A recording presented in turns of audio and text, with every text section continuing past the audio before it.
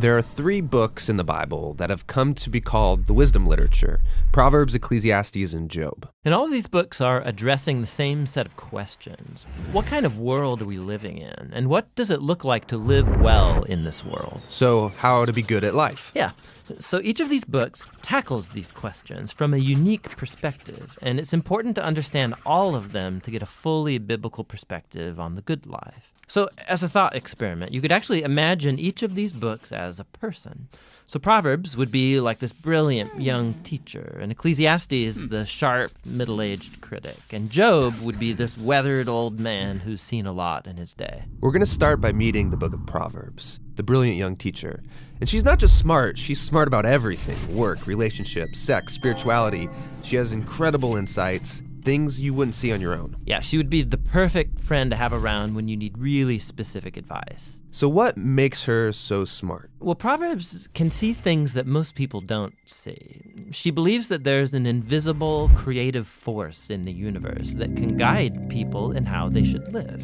And you can't see it, just like you can't see gravity, but it affects everything that we do.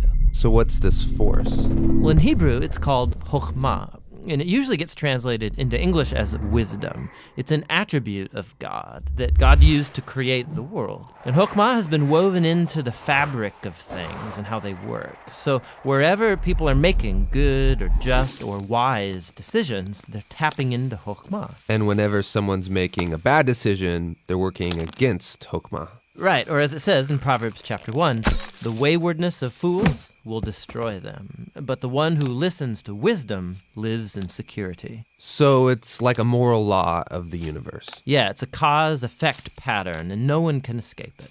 And Proverbs personifies all of this as a woman. Yeah, Lady Wisdom. Right, and she roams around the earth, calling out, making herself available to anyone who's willing to listen to her and to learn. Which leads to the second thing Proverbs believes, that anyone can access and interact with wisdom and use it to make a beautiful life for yourself or for others. You can create with it like a designer. Yes, in fact, chokhmah in Hebrew isn't simply intellectual knowledge. The word is also used to describe a skilled artisan who excels at their craft, like woodworking or stonemasonry. So you show you possess chokhmah when you put it to work and develop the skill of making a good life. Okay, that makes sense. So let's do this. Let's go find some wisdom. But before you do, Proverbs has one more really important thing to consider. Chokhmah isn't some impersonal force. It's an attribute of God himself.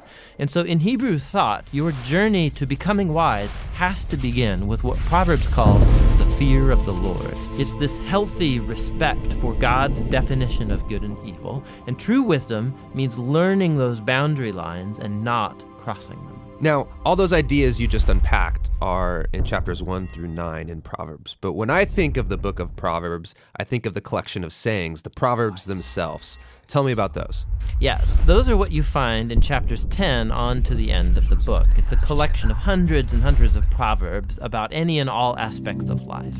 And chokhmah gets applied to them, resulting in this wise guidance to help you find a path towards success, and no matter what you do. If I design my life with these sayings, life is going to be good. Yeah, or as Proverbs puts it, it'll give health to your bones, prosperity, a long, rich life. Which is a really big claim. But you can see how it's often the case. Wise people, they tend to do better. Things usually work out well for them in life. And so that is the promise and the wisdom